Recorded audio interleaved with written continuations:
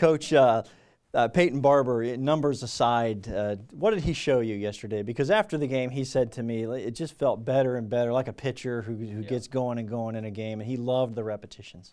Sure. I mean, all the big-time backs I've been around, Fred Taylor, Maurice Jones-Drew, Michael Turner, Steven Jackson, when they get in a rhythm, they want to be fed the football. And we were in a game where it was a close enough game or we had the lead where, A, we were making yards almost every time, and you could continue to give him repeat runs.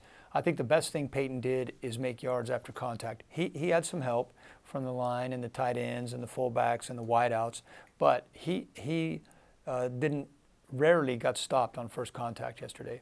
Did you get to stay on the schedule that you wanted to offensively? I mean, there were breakdowns. I know they wound up with 7 sacks, of course, but it seemed to be one of those games where, you know what, this is going pretty well here. This isn't bad. Well, when you look back and you see what the stats are, those stats don't add up to 20 points. At the end of the day, when you have a day where you're moving the ball like that and you're converting on third downs at a pretty high rate, you got to score more than 20 points. The 2 times we had to settle for field goals, all right, that could be 4 and 4. The time we're on the 30-yard line, we get a sack, fumble. Not only were we in field goal range, but it's a touchdown for them. It doesn't add up, and that's, until we learn how to do better at that, we're going to continue to struggle. Numbers don't win games, points do.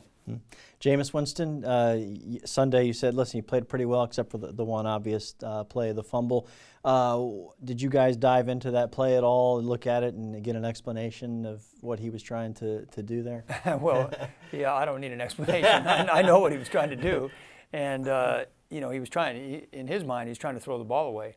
But that's just one of those times where there's nothing more important than possession of the ball. And it doesn't matter. He did a good job because we made too many mistakes in pass protection yesterday. So there were a couple plays where Jameis had no choice but to eat the football. And, there's no shame in that. I mean, Peyton Manning was the best ever. You couldn't hit him. If a guy came clean, he was going down, but he wasn't going to turn it over.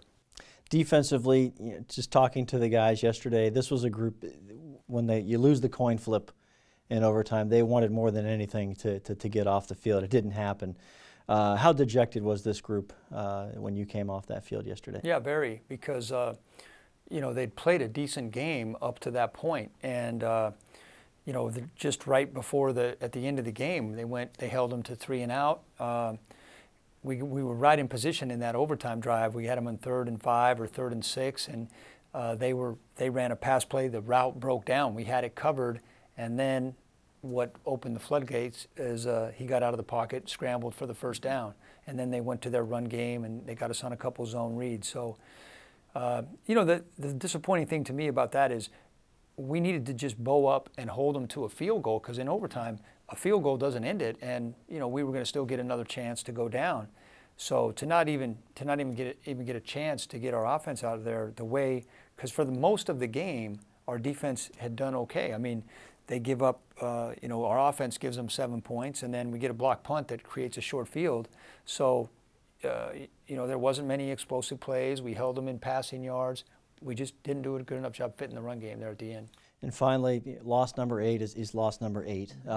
It's in the month of December. What does the month of December mean now? When you get to the 8th loss, obviously everybody wants to win every game, but moving forward here, starting with Detroit, what does this locker room do? Well, they're professional football players, and we're professional coaches. I mean, you do what you're paid to do. You're paid to prepare to go out there and play and coach your very best from week 1 through week 17, and that's what you're expected to do. That's what you have to do.